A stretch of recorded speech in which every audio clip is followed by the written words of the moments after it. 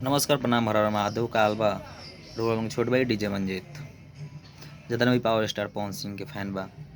सभी लोग से निवेदन बा कि ज़्यादा से ज़्यादा रुआ लोगन वीडियो के शेयर करी लोगन जौन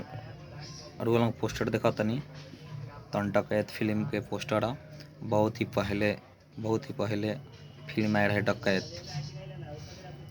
फैन पार्ट ओकर 2 बने वाला बा डकैत 2 बहुत ही ज़बरदस्त मूवी बा। आज ओकर मुंबई में मुहूर्त होता आज फिल्म के डकैत 2 के बहुत ही ज़बरदस्त फुल एक्शन बा। वो फिल्म में रही मोनालिसा जी रनी ये फिल्म में देखी अभी